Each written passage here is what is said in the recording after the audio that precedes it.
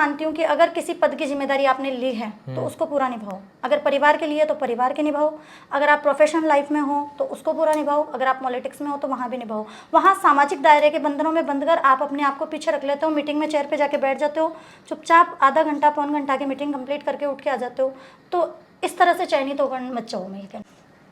दोस्तों, लोसल नगर पालिका से 2021 का चुनाव बड़ा दिलचस्प था, लेकिन उस चुनाव में महिला शक्ति की बड़ी अहम भागीदारी थी और उसमें राजकुमार शर्मा जी की धर्मपत्नी बबीता जी शर्मा हमारे साथ इस वक्त मौजूद हैं।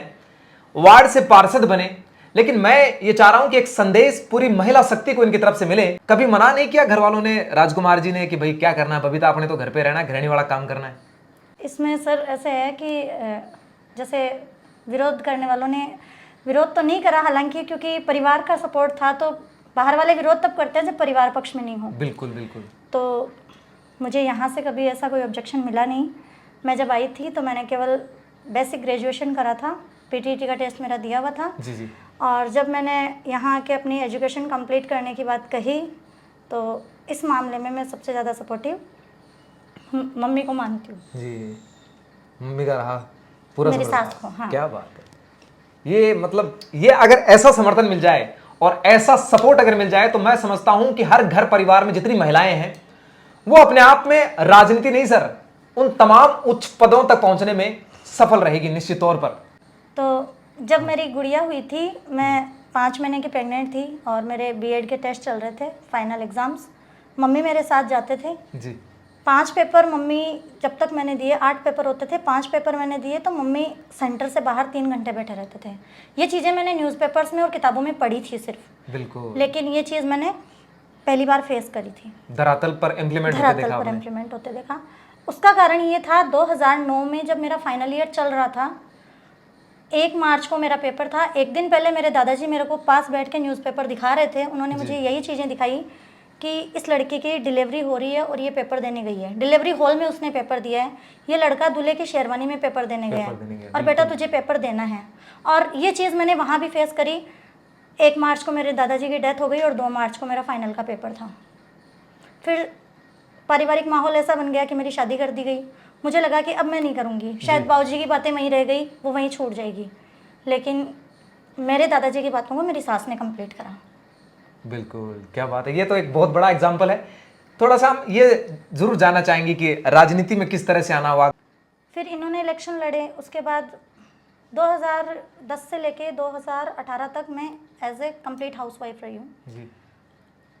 उसके बाद बच्चे थोड़े बड़े हो गए, मैं भी थोड़ी फ्री हुई, तो मुझे लगा कि शायद मुझे अपनी स्टडी वापस कंटिन्यू करनी चाहिए। जी। मैंने फिर अपना ओपिनियन रखा, फिर मैंने कोचिंग भी शुरू करी। 1 साल कोचिंग करने के बाद मुझे लगा कि अब मैं फिर घर बैठ जाऊंगी, तो मैंने कहा कि मैं जॉब लाइन में जाना चाहती हूँ। मैंने शेखावटी ज्वाइन करी और 7 साल से मैं वहाँ संस्कृत और हिंदी की टीचर के रूप में अभी भी हूँ। क्या बात है। ये तो बहुत अपने आप में मतलब बड़ी बात है। कैसे तालमेल करते हैं भाई, पार्षद भी हैं और शिक्षक भी है? अमूमन ऐसा होता है कि स्कूल कंटिन्यू चलता रहता है और उसके साथ जब ज़रूरत होती है नगर पालिका में कभी जाने की या किसी पॉलिटिकल मीटिंग में अटेंड होने की, तो मैं स्कूल से छुट्टी ले लेती हूँ। स्कूल वालों ने भी मुझे इस बारे में वैसे ऑब्जेक्शन नहीं करा, वो एज ए टाइम पे फ्री कर देते हैं। और परिवार और जॉब दोनों के सपोर्ट से ही मैं आगे बढ़ पाई हूँ। बिल्कुल। और मैं ये चाहती हूँ कि एक स्त्री अगर चाहे तो वो हर चीज़ को मैनेज कर सकती है। बिल्कुल। ये है हमारी आने वाली, हालांकि ये देने का संदेश देने की ज़रूरत है नहीं अब इस समय में, क्योंकि इतनी मैच्योरिटी हर घर में हर व्यक्ति में है। वो हर क्षेत्र में अपनी बच्चियों को आगे ला रहे हैं, पढ़ा भी रहे हैं। आज हमें देखने को मिलता है कि कहीं भी औरतें पीछे नहीं हैं। अपने जो आई थी अभी एक, वो सोफिया कुरैशी, और वो हाँ कर्नल, उन्होंने भी एक अच्छा एग्जाम्पल सेट करा है। तो हम तो कुछ भी नहीं है उनके सामने वैसे देखा जाए तो, लेकिन जो एनवायरनमेंट और जो परिस्थिति हमें मिलती है, हमें ये नहीं कहना चाहिए कि हमें एनवायरनमेंट नहीं मिला। जितना मिला है उसी को साथ लेके चलने की कोशिश करो, वरना ज़्यादा हमें मिलेगा नहीं, कम हम करेंगे नहीं तो हम कभी कर नहीं पाएंगे। बिल्कुल। तो जितना मिल रहा है उसमें कम से कम करने की कोशिश करो, ज़्यादा से ज़्यादा। पार्षद चुनकर जाना, राजनीति में जब महिलाएं आती हैं क्या पर्सपेक्टिव वहाँ पर देखते हैं कि नहीं आना चाहिए, ये एक अलग फील्ड है, यहाँ पर करेंगे तो बहुत अच्छा जाएगा, संदेश जाएगा? सर अमूमन ये होता है कि जो लेडीज़ जाती है वो सिर्फ चयनित होकर जाती है, लेकिन वो अपने आप को उस पुरुष वर्ग में आगे रख नहीं पाती है। उनका एक वो अपने को सामाजिक दायरे में कैद कर लेती है, ये मान लो या कुछ भी मान लो।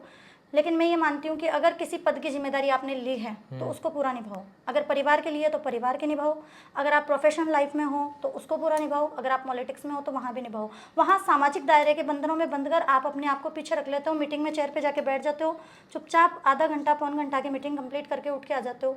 तो इस तरह से चयनित होकर मत जाओ, मैं ये कहना चाहती हूँ। आपने कभी जैसे सभा ज्वाइन करी है, नगर पालिका की बजट बैठक है, और उसमें अपनी बात को आपने पुरजोर तरीके से, मजबूत तरीके से रखा है?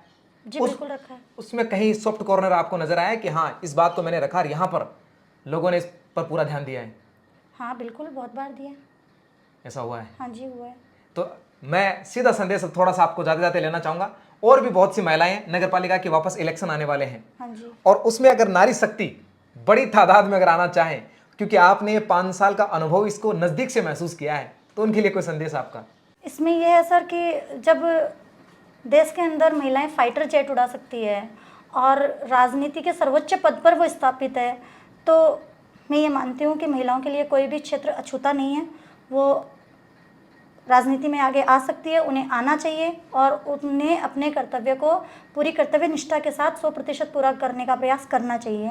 और अगर वो कर पाए तो ही उन्हें आगे आना चाहिए, अन्यथा नहीं आना चाहिए। बिल्कुल, बहुत बहुत धन्यवाद दोस्तों। ये थे अपने साथ वार्ड 25 के पार्षद बबीता जी शर्मा, जो धर्मपत्नी है राजकुमार जी शर्मा की। हालांकि मैंने नगर पालिका की बजट बैठक में इनको अपनी बात रखते हुए और दहाड़ते हुए देखा है।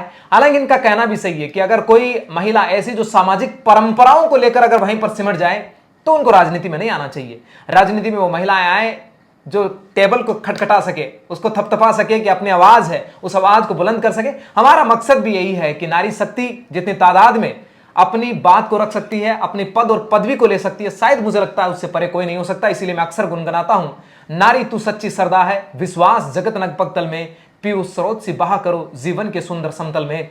ये एक अपना पॉजिटिव संदेश है। मातृशक्ति हम सबके लिए सर्वोपरि है और यह जनमत की यात्रा वार्ड के पार्षदों से संवाद के साथ लगातार जारी है। अब बने हुए हैं मीडिया प्रेजेंस जनमत राजस्थान। जय हिंद, जय भारत। बहुत बहुत धन्यवाद।